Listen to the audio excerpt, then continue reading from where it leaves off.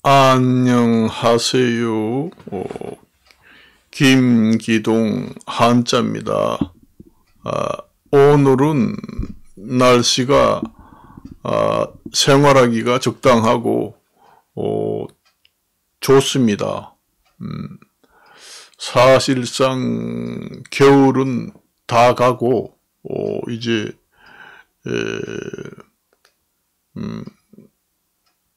봄이 아니라 여름이다. 밖에 나가보면은 봄은 없고 갑자기 여름이 온다. 그렇습니다.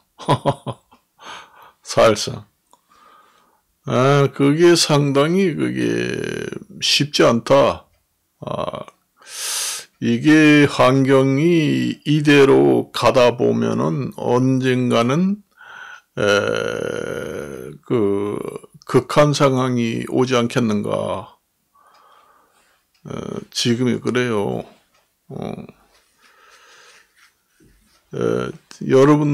여러분들이나 저나 지금의 환경이 좀 파괴됐다는 것을 조금 지금이 느끼는 정도다. 그 정도입니다. 그렇지만 이게 점점 심해지게 되면은 이게 이제 2배, 3배 더 심해진다는 것이 이제 문제입니다. 그래요. 우리나라 같은 경우에는 기존에 있는 과일은 이제 재배가 잘 안 됩니다. 재배가 잘 안 되고, 열대 과일이 이제 앞으로 재배가 될 확률이 높다. 옛날에는 그 사과가 남쪽 지방의 경상도 지역이 주 생산지였잖아요. 환경 파괴되기 전에는. 그게 이제, 거기가 너무 날이 더워지니까 이제 강원도 쪽으로 이제 온도가 적당하니까 강원도가 지금의 사과 재배의 최적지로 지금 부각되고 있어요. 강원도마저 나중에 더 더워지면은 북쪽으로 가게 됩니다. 북쪽으로 가지고 나중에 그 시베리아, 러시아 이런 쪽으로 가게 돼요. 참 웃지 못할 일입니다.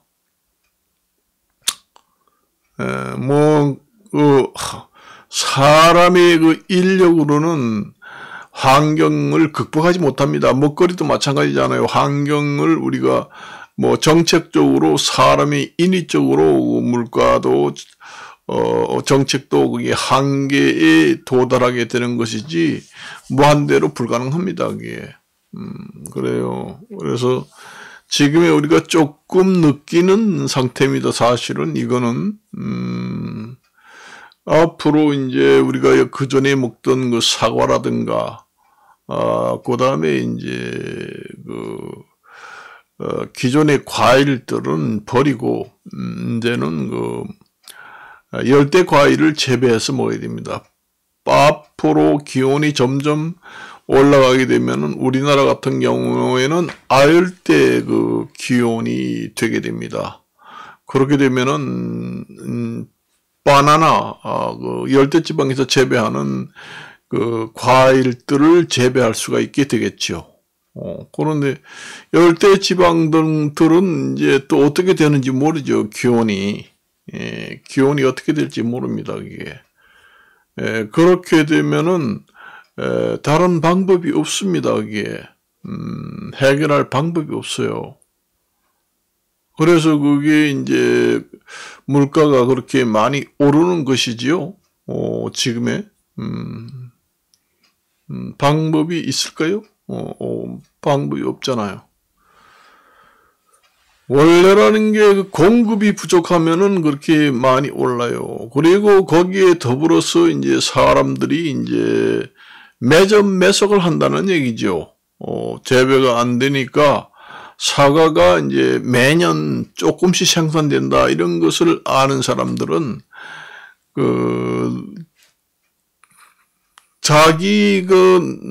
자기가 계약 재배를 해가지고 얼마를 주겠다. 그러니까 사과를 많이 해라. 개인이 할 수도 있고 정부에서도 할 수 있어요. 개인이 이제 그렇게 재배해가지고 몽땅 그 사과를 창고에다가 넣어놓고 비싸게 팔아서 폭리를 취하는 매점맨석 행위를 하는 사람도 생긴다는 얘기죠. 옛날에는 환경이 파괴 안 됐을 때는 워낙 사과가 많으니까 매점매석을 할 수가 없어요. 창고를 우리나라 뭐 전국토에 다 지어도 그걸 갖다가 보관을 하지 못할 정도가 되거든요. 그래서 그 환경 파괴가 됨으로써 거기에 이제 그 붙어먹는 사람들이 또 생기게 됩니다. 우리가 컴퓨터 인터넷이 발달이 되면은 컴퓨터 사기를 쳐서 벌어먹는 사람들이 생기잖아요. 그것과 마찬가지로 환경이 파괴되면은 환경 파괴에서 오는 여러 가지 그 사항들을 자기가 붙여서 거기서 이제 환경 파괴에서 오는 여러 가지 가격들 이런 것을 이제 자기가 만들어서 이제 이익을 붙여서 먹는 그런 사기꾼들이 이제 생긴다는 얘기죠. 그렇습니다. 사실상 그래요. 이게 쉽지 않다. 그래서 그러한 경향이 많이 옵니다. 그리고 저번 시간에도 얘기했지만은 그 중동 지역에서 원래 그 아덴만이라든가 그 홍해 지역으로 수출 수입하는 화물선이 다니면은 가장 빨리 가고 항로 길이가 짧기 때문에 운송비가 많이 안 듭니다. 그렇기 때문에 그 물가가 물건을 갖다가 이제 사오고 팔고 할 때도 덜 비싸지요. 수출을 우리가 할 때도 저쪽에 다른 나라가 수입을 할 때도 운임이 많이 들으시니까 이걸 더 비싸게 나와. 그렇게 합니다. 그리고 그쪽에 있는 물건을 우리가 수입해 올 때도 배가 다니는 길이 비행도로서 길어졌기 때문에 운임이 많이 들었다. 휘발유가. 그러니까 비싸게 팔게 됩니다. 그래서 물가가 더 올라가요. 그래요. 그렇기 때문에 이제 그렇고 우리나라 같은 경우에는 전 세계적으로 가장 그 왕조 국가 그러니까 분단 국가 중에서 그 북한 같은 경우에는 언젠가는 그 무너지지 않겠는가 그렇습니다. 뭐 급격히 무너지게 되면은 여러 가지 문제가 발생하게 됩니다. 그래서 사실상 붕괴도 이 연착륙 붕괴가 돼야 한다. 경착륙이 되게 되면은 여러 가지 문제가 된다. 뭐 부동산 이런 것도 경착륙, 연착륙 이런 얘기를 하지요. 합니다. 사실상 그러니까 연착륙이라는 것은 아무 문제 없이 아무 문제가 발생하지 않고 잔잔하게 부작용 없이 변화가 되는 것을 갖다가 연착륙이라고 합니다. 경착륙은 급격하게 무슨 뭐 혁명이 일어난다든가 쿠데타가 일어난다든가 해서 정권이 완전히 바뀐다 할 때 그게 경착륙입니다. 정권도 그래요. 그렇습니다. 그 한자를 배우면은 연착륙이라는 것은 연할 연자, 그 다음에 경착륙이라는 것은 굳을 경자, 그걸 씁니다. 그래서 한자 한문을 배우면은 그렇게 뭐이든지 어느 능력이 늘어나고 이해력이 증진되고 그렇습니다. 그래요. 저희가 그 한자 한문, 김기동 한자 한문, 유튜브에 많이 올렸습니다. 사실은 여러분들이 저 같은 경우에는 뭐 한 40년을 했어요. 그렇기 때문에, 그 내용을 들어가서 보면은, 듣도 보지도 못한 내용들이 꽤 있습니다. 그래서 뭐, 저 같은 경우에는 그런 것을 많이 올려놨죠. 그리고 직접 글씨를 쓴다는 겁니다. 보통 이제 잘 쓰지 않지요. 사람들은 칠판에서 되게 좀 쓰고 그래요. 그래서 그렇게 이제 북한의 세계에서 가장 세습되는 왕조는 북한이 아닌가. 그게 지금 이렇게 인터넷 여러 홍보 폭주 시대에 그게 언론을 통제하면서 주민들이라든가 민중들의 입과 귀를 막기는 힘들다. 다 개방이 돼서 다 알게 되면서 결국은 봉기가 일어나고 정권이 1인 체제에서 집단 체제로 그렇게 기존에 있는 공산주의처럼 그렇게 될 확률이 높다. 그런 과정에서 여러 가지 사태들이 일어날 수도 있다. 그렇게 봅니다. 그래서 그것도 사실상 위험한 문제예요. 물가에도 그렇고 그렇습니다.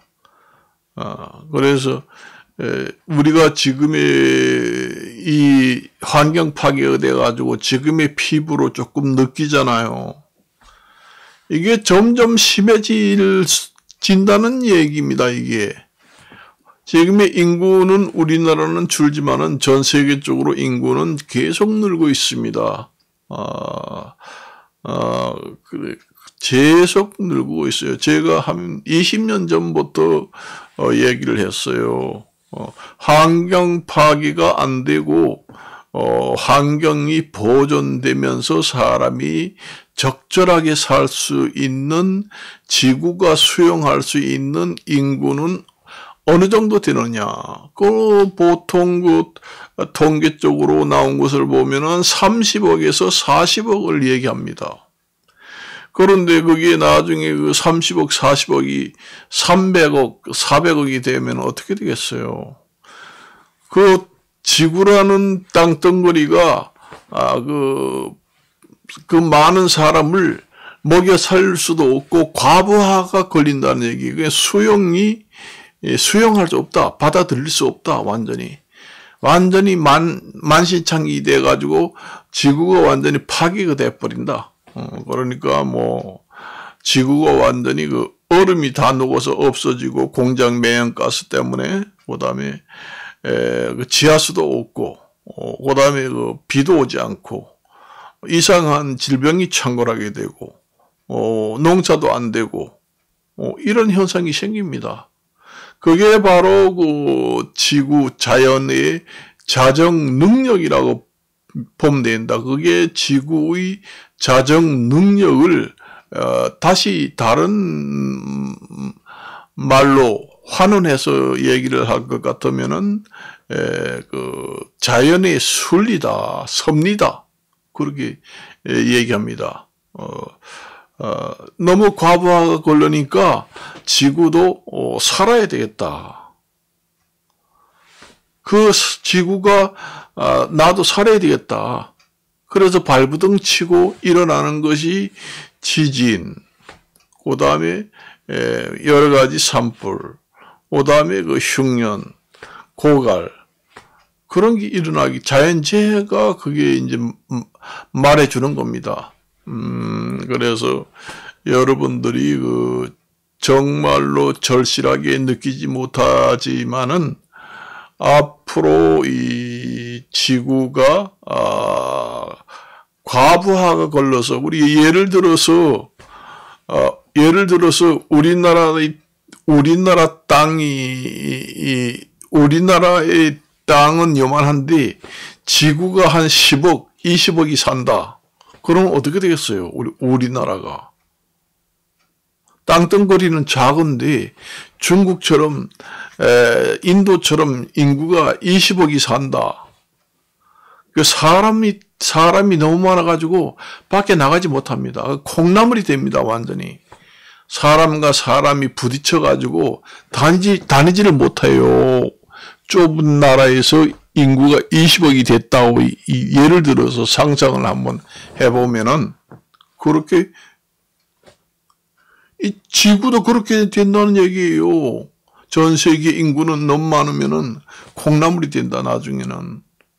그러니까 입추의 여지도 없다 이런 얘기를 하지요. 그 입추라는 게 설입자 송곳 주자 씁니다. 그러니까 송곳을 꽂을 그 틈도 없다. 그 입추의 여지도 없다. 그 얘기예요.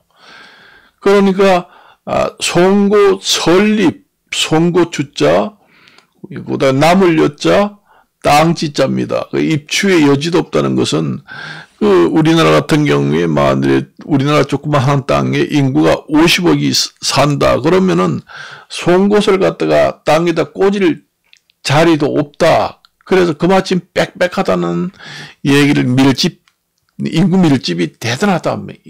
인구 밀집도가. 그런 걸 갖다가 입추의 여지도 없다. 그런 얘기를 합니다. 그게 한자입니다. 입추 여지라는 게. 그래요.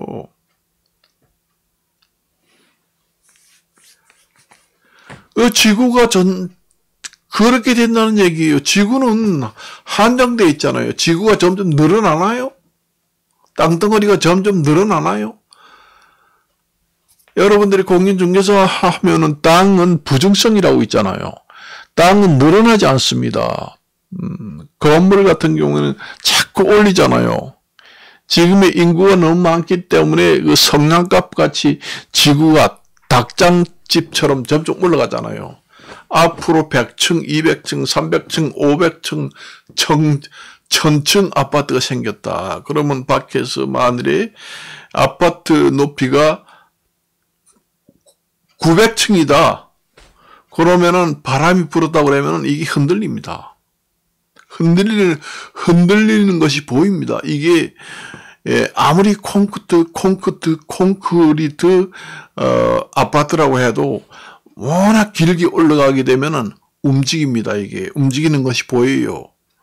밑에 미세하게 움직여요. 이게 바람이 심하게 불면은. 여러분들이 저도 철도청에서 근무했지만은 그 기차가 다니는 레일 있잖아요. 레일이 아주 쇠곱이 깡철입니다. 아주 얼마나 단단한 쇠가 엄청나게 강한 철이에요. 그 레일이. 그런데도 여름에 해가 짱짱 뜨고 하면은 여름에는 그게 늘어나요. 만일에 한 100m 정도 연결된 레일이 있다고 그러면은 여름에는 한 5cm 정도 늘어납니다. 그리고 겨울에는 줄어들어요. 날씨에 따라서. 그게 워낙 길면은 그래요. 그래서 레일을 설치할 때는 딱딱 붙여서 연결을 하지 않고 레일과 레일 사이에는 한 5cm 내지 10cm를 띄우고 연결을 합니다. 그래서 여러분들이 기차를 타고 여행을 갈 때 딸까닥 딸까닥 딸까닥 소리가 나지요. 요즘에는 기술이 발달이 돼서 그런 소리가 나지 않게 하지만은 유격이라는 게 있습니다. 사실상. 그래서 소리가 딸까닥 딸까닥 딸까닥 이런 소리가 나요. 이제 이음새를 지나갈 때마다 소리가 그렇게 나는 겁니다. 그래서 어느 정도 간격을 두고 연결을 합니다. 바싹 붙이면은 완전히 틀어져 가지고 이것이 나중에 탈선이 될 확률이 높습니다. 그렇게 한 5cm, 10cm를 틈을 두고 연결을 해도 여름에 가보면은 딱 붙어 있습니다. 그래요. 그런 강력한 쇠곱도 늘어났다 줄었다 하는데 아파트를 900층까지 지었다. 그러면은 바람이 불면은 왔다 갔다 합니다. 자세히 보면은 왔다 갔다 해요. 그래서 지금의 내 친구도 그렇고 사람들이 이제 한 40층 아파트에서 사는데 바람이 심하게 불 때는 흔들리는 느낌이 든다. 이런 얘기를 합니다. 사실상 흔들립니다. 어느 정도. 40층, 50층 아파트 맨 꼭대기에 살면은 느끼게 됩니다. 태풍 같은 게 불면은 약간씩 흔들려요. 지진 같은. 그래서 사람이 장수하는 그 아파트 높이는 7m에서 15m 그 사이입니다. 사람이 가장 장수하고 건강하게 살 수 있는 아파트 층수는 5층에서 15층 이하. 그 로얄 박스라고 하는 위치가 건강상에 가장 좋다. 그래서 우리가 이제 그 대관령 같은 데는 고지가 상당히 높잖아요. 1200m 한라산 같은 그런 너무 높은 고지에다가 집을 짓고 살게 되면은 수명이 단축돼요. 그래서 해발 700고지가 가장 건강 수명에 장수하는 해발 고지다. 그러니까 해발 500에서 700m 사이가 가장 사람이 오래 살 수 있는 해발 고지다. 아파트 같은 경우에는 아까도 얘기했지만은 그 고지가 가장 장수하고 편안한 삶을 살 수 있는 곳이다. 그런데 어때요? 계속 아파트는 증가합니다. 고층으로. 계속 올라가잖아요. 아무리 특별한 특수 강철이나 특수 콘크리트, 아주 특강 콘크리트, 특강 철로 철근을 연결해서 한다고 해도 아주 높이 짓게 되면은 그러한 영향이 옵니다. 그 건강에도 별로 안 좋아요. 너무 고층 아파트를 사게 되면은 건강에도 안 좋습니다. 그걸 아셔야 돼요. 그러니까 인구는 점점 많으니까 점점 하늘로 올라갈 수밖에 없습니다. 땅은 좁잖아요. 그 아득한 옛날에 우리가 인류가 탄생을 하고 인구가 초창기에 사람의 인구라는 것은 얼마 되지 않았을 거 아니에요. 전 세계를 통틀어 합쳐도 인구가 한 5억이나 몇천만 요렇게 시작을 했을 거 아니에요. 처음부터 인구가 지금의 70억, 80억, 90억 이렇게 되지는 않았을 거 아니에요. 인류가 이 지구상에 탄생을 하고 인구가 처음에 생겼을 때는 전 세계 인구가 전체를 합쳐봐야 500만, 1000만 이렇게 되다가 점점 1억, 2억, 10억, 50억, 60억, 70억, 80억 이렇게 점점 증가하게 됐다는 얘기예요. 그래서 옛날에 그 인류가 처음에 탄생할 때 탄생할 때는 아파트라는 게 없었습니다. 아파트라는 게 없어요. 1층을 지어도 집을 보기가 힘들 정도입니다. 내가 그때 살지는 않았지만은 유추를 해서 생각해 볼 때 그래요. 고층 아파트라는 건 아예 없습니다. 그래서 옛날에 제가 좀 있을 때 2층으로 집을 짓는다네. 요즘에 뭔 2층짜리 집이 다 있나? 그렇게 해서 옛날에는 아파트라는 건 아예 없고, 야, 저 2층짜리 집이라네. 집이 아래층에 하나 있고, 위층에 있고, 뭐 지하실이라는 게 있다네? 그랬어요. 그 지하실이라는 게 그 나무로 말하면 뿌리 역할을 합니다. 그래서 건축학에서 보면은 건축 지하실은 나무로 비교할 것 같으면 뿌리 역할을 하게 됩니다. 그래서 몇 층 이상 건축물을 건축할 때는 반드시 지하층 몇 메다까지 하라는 것이 딱 나와 있어요. 그래야 그것이 뿌리 역할을 하면서 전체 건축물이 안정성이 더 확보가 됩니다. 그걸 아셔야 돼요, 여러분들이. 그래서 우리가 고층 건물을 높이 지으면 지을수록 지하층을 더 깊이 파서 아주 지하층을 넓히고 깊이 파서 지하 10층까지 해야 돼요. 만일에 예를 들어서 200층 아파트나 빌딩을 짓는다 하면은 지하 10층은 지어야 합니다. 건축법상 그 정도 돼야 그 건물이 제대로 유지할 수 있다.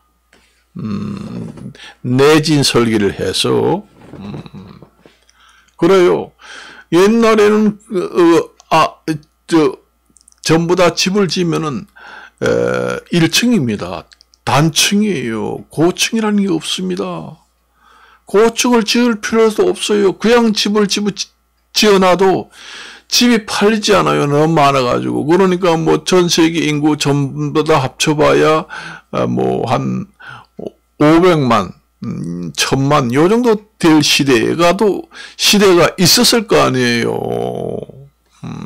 인류가 이 세상에 처음에 지구상에 태어났을 때는 몇 명 되지 않았을 거 아니에요. 그래서 처음에 점점 불어나서 지금의 이 지경까지 왔다는 얘기지요. 그래서 우리가 이 이 고층 아파트가 이렇게 올라가는 것을 이게 정말로 멋진 건축 아이디어다. 이게 아니에요.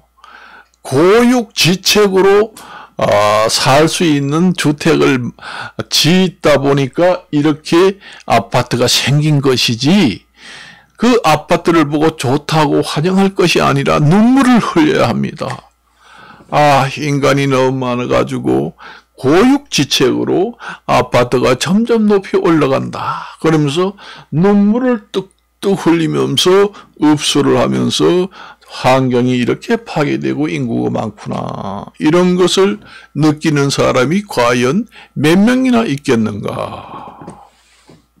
너무 길어지니까 여기에서 이제 줄이도록 하겠습니다. 안녕히 계십시오.